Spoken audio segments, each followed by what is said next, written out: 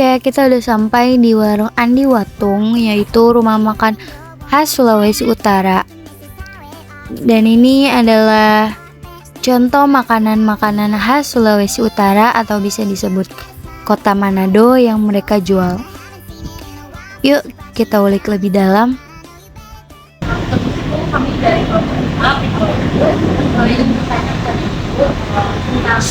mengapa ibu memutuskan untuk berdagang di daerah? Kalau berdirinya kita dari opak kita ya, ini kan usaha orang tua, rumah lagi. Kalau kita kan bukan generasi ketiga, generasi usaha orang tua. Jadi asal muasal kita bisa berdiri di sini karena asal muasal orang Manado itu datang ke Jakarta yang adanya di Rawasari. Jadi Bapak memutuskan untuk mendirikan restoran Andi Watung khasnya Manado. Jadi orang yang dari Jakarta itu Bapak harus ke Manado dulu untuk makanan khasnya. Jadi makanya berdirikan sama Opa. Dan namanya Andi Watung. Nah, jadi semua orang Manado jadinya pada kumpul semua di Rawasari semua. Makanya dari ujung ke ujung semua orang Manado semua. Sebelum lanjut, jadi di sini aku mau ceritain ada cerita kelam pada warung yang kita wawancarai tersebut, yaitu warung Andi Watung. Pada tanggal 17 Oktober 2018 telah terjadi kerusuhan di mana pada jam 2.30 warung tersebut dikerumuni oleh para pemuda yang ingin membakar dan ingin membunuh orang-orang yang ada di dalam warung. Jadi nggak rumah makan itu aja guys yang diserang. Dari pantauan suara.com di lokasi, tampak 2 rumah makan khas Manado di Jalan Jenderal Ahmad Yani, Cempaka Putih mengalami kerusakan akibat penyerangan oleh sekelompok orang tak dikenal. 2018 kemarin sudah tragedi nih Bu, perusahaan masa pada warung ini. Apa yang dilakukan warung ibu ini setelah kejadian ini bisa berlaku? Kalau bulan depan kita mencoba buat kita nggak berpengaruh ya. Jadi kita tetap buka, cuman waktu tutup sehari itu kan karena kan ada misi perdamaian ya, ada dari pihak mana itu datang wawancara semua. Intinya sih seperti itu, jadi kita tutup untuk hari itu untuk mengklarifikasikan apa sebab kenapa begini, kenapa begitu. Jadi kita nggak pengaruh, jadi kita tutup cuma sehari itu 2 hari itu. Nah, kalau boleh tahu kenapa bisa terjadi kayak kebakaran ini? Mengalami apa? Kalau kejadian itu sih mungkin saya masih kurang paham. Dan kalau untuk dijelasin lebih detail mah kayaknya nggak boleh ya, karena itu terlalu bersifat apa sih nanti populasi, jadi populasi juga sih, karena menyangkut masalah agama antara umat Islam sama umat Kristen kan nggak boleh kan, karena itu kan yang sudah berlalu ya sudah, kita udah nggak ada, karena udah damai lah sebenarnya. Selanjutnya, Ibu dari mana membeli bahan bakunya untuk dagangannya? Kalau bahan baku kita sudah ada yang ngetrop semua, dari bahan mentah, dari bahan jadi, sayur mayur, kayak cabai, semuanya juga ada yang ngetrop. Karena kan ini kan restoran keluarga, jadi semua turun temurun juga, kayak daging apa segala macam semua turun. Jadi misalkan awalnya dari zaman opa sama bapaknya yang jual daging, nah bapaknya nggak ada, jadi anaknya yang turun ke sini. Apa berapa harus ke pasar di ini, di itu juga, jadi mereka udah datang sendiri. Produsennya sama ya? Sama, jadi satu keluarga juga, jadi turun temurun juga tukang dagingnya nggak jadi nggak harus ganti lagi lah, itu mereka perasaan. Jadi kita tinggal ngolah. Kalau boleh tahu nih Bu, kapan saja dan waktu apa saja yang membuat warung ini, rumah makan ini menjadi ramai? Jauh ini kita ya alhamdulillah ya ramai terus, karena nggak pandang waktu jam makan siang, nggak pandang waktu sore, gitu. Kita ya ramai terus walaupun ini kadang ramai bungkus, gitu. Nggak ada waktu atau jam-jam tertentu kita nggak ada. Jadi kan memang unik, datang rame satu keluarga, banyak satu keluarga. Jadi nggak tentu jamnya siang, enggak harus enggak. Jadi nggak berpatokan sama hari, nggak berpatokan sama jam. Stabil lah.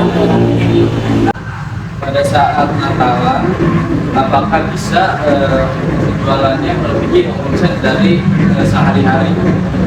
Kalau untuk Natalan kan memang kan hari yang bersejarah buat Kristen ya.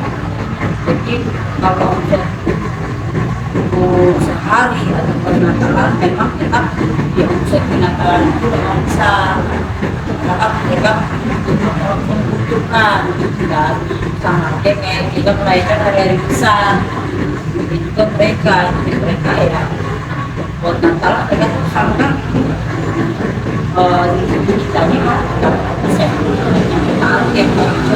Kan ini merupakan barang makan Manado ya, dan makanan Manado dominannya lebih halal. Kira-kira menu makanan halalnya yang lebih disukai di sini apa ya? ada ayam dulu ya, kalau orang Manado bilang itu kan ayam bulu itu bukan berarti ayam ada bulunya, jadi ayam masak di bambu. Kalau orang kota bambu, kalau Manado bilang bulu, jadi ayam khasnya ya, ayam masak di bambu lalu dibakar, itu khasnya. Ayam ikan bakar kita ada, ikan asap namanya, ikan asap, ikan doa ada kan. Kalau ikan doa itu bisa bikin sambal. Namanya cakalang saus ada juga, orang lebih suka itu. Sini juga ada ya, kayak selain ayam itu terus ada juga kan ayam rica-rica itu terkenal. Kalau ayam rica-rica khas yang khas Manado pedes, sangat pedes. Tapi kalau ayam rica lain kita nggak tahu pedes atau enggak. Kalau ayam rica Manado memang juga rica-rica lain. Kan makanan yang halal yang lebih suka di sini apa ya? Satu yang halal Makanan halal yang lebih digemari di sini apa ya? ada di sini memang ada ada kemeja, bisa ya banyak lah yang alatnya ada satu juga namanya restoran terus memang harus menantikan itu halal ya, jadi harus ada itu.